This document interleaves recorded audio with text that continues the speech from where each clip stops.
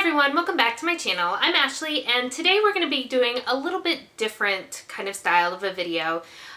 With it being actually New Year's Day 2019, I wanted to talk to you a little bit about my goals for 2019. So I just kind of hanging out. I have a glass of Prosecco here. This is in one of the Christmas presents that I got. I don't know if you'll be able to see it very well, but it says Mama Shark needs a drink. So that is what we're doing right now, and just kind of talking a little bit.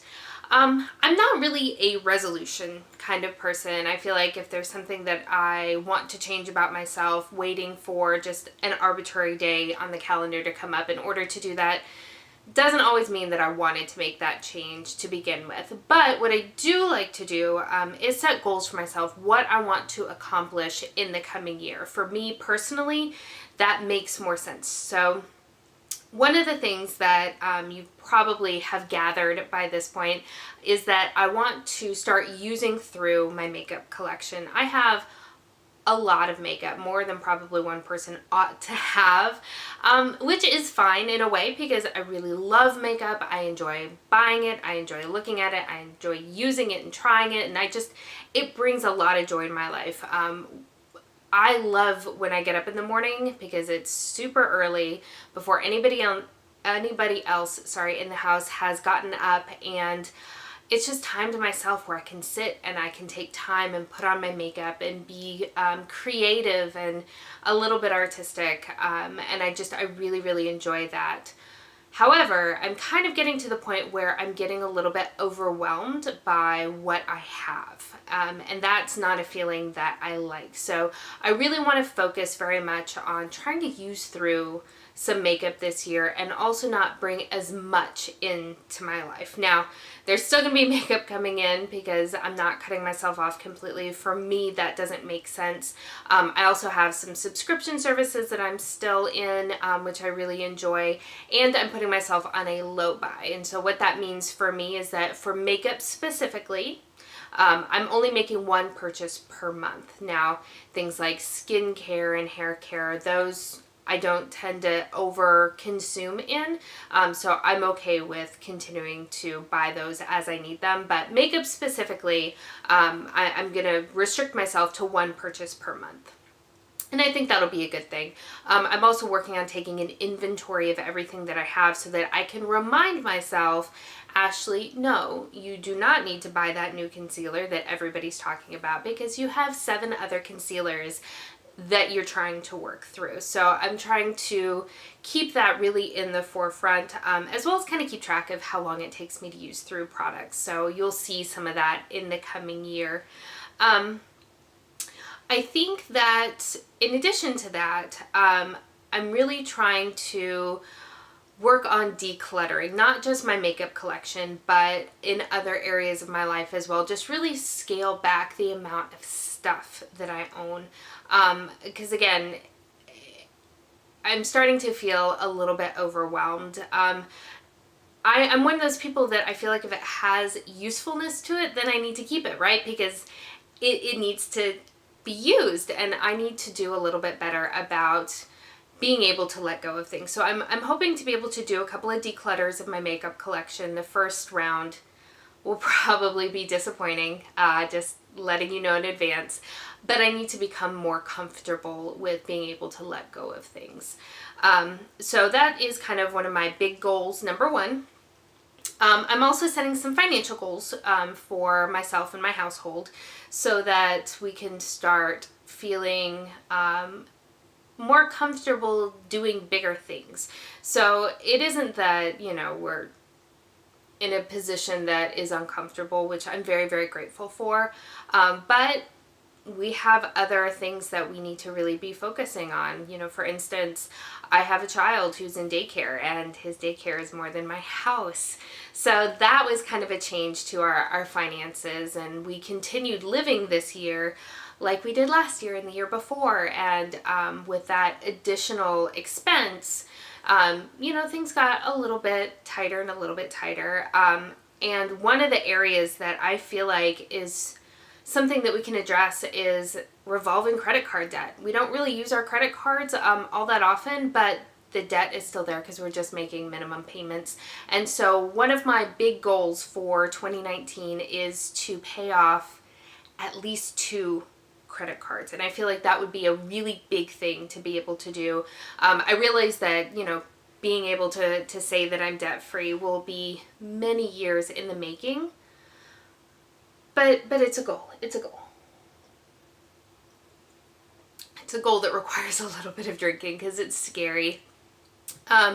So that is one of my other big goals. My third big goal is to get back to a place of more creativity. I have been just so busy this year. When I went back to work, I really felt an obligation within myself to overwork because, to give you a little bit of my backstory, when I joined the department that I'm in now within my company, it was a really big step for me. It was a really exciting step for me. I really do enjoy my job very much. But right after accepting that position within, 4 weeks, I found out that I was pregnant, and I was overjoyed, but I was also a little nervous because, like I said, I had just joined this department and this team.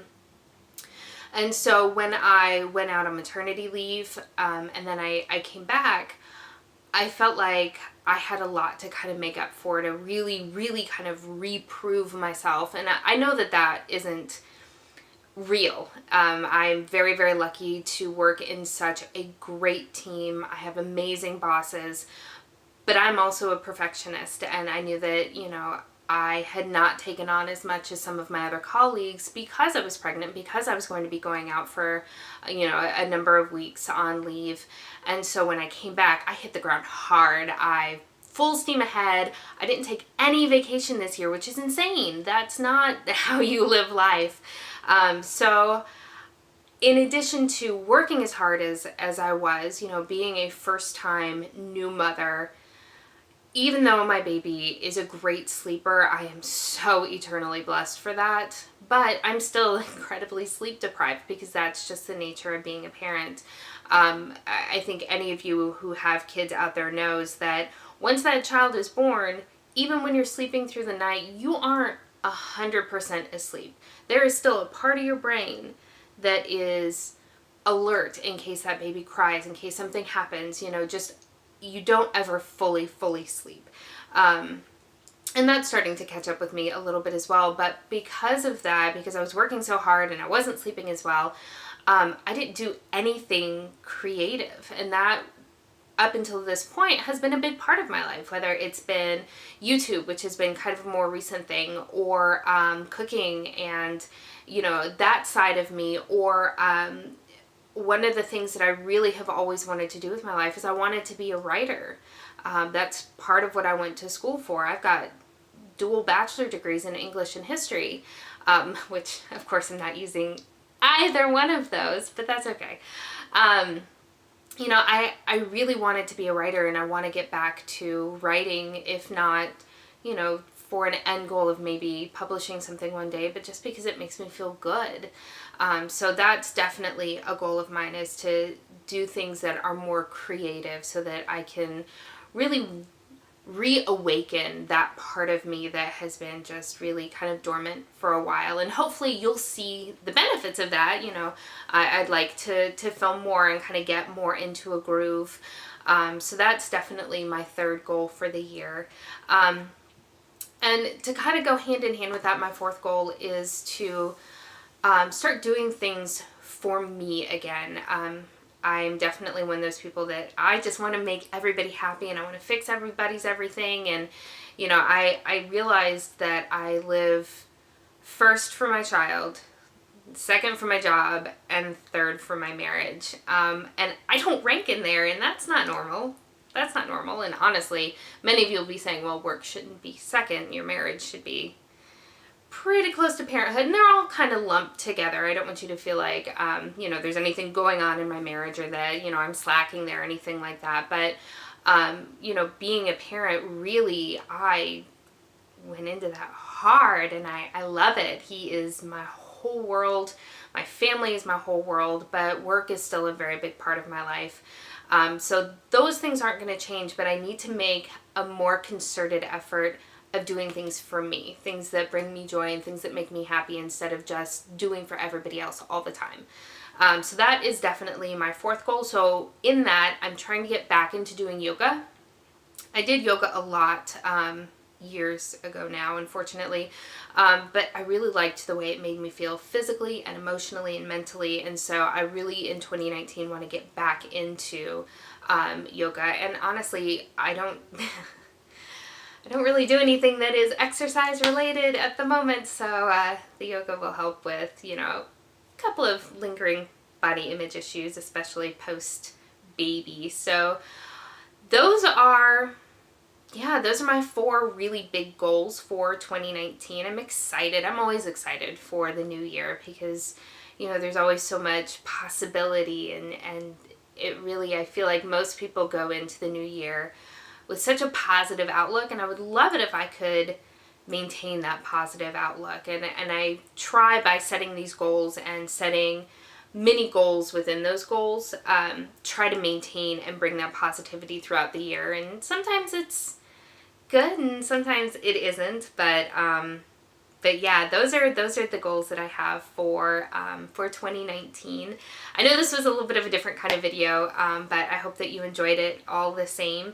I'd love to know what some of maybe your goals are for 2019, or if you are a resolution kind of person and those work well for you, what are some of your resolutions that you'd like to do in 2019 or to change in 2019? I find that really, really exciting, and, you know, to be able to support each other, because these kinds of things are hard. You know, there's a reason everybody kind of goes into resolutions super strong and then, you know, kind of taper off. It's because they're usually really big things, and so if we can help support each other and help keep each other energized and really focused on what it is that we're wanting to do, I think we'll get so much closer to that goal. So yeah, let me know what you have going on, and I really appreciate you spending some time with me. I hope that your day is going really, really well for you. If you've enjoyed this video and you want to see more kind of chattier sort of life conversations, be sure to give it a thumbs up, and if you'd subscribe before you leave, I'd love to see you again. I will see you very soon. Bye!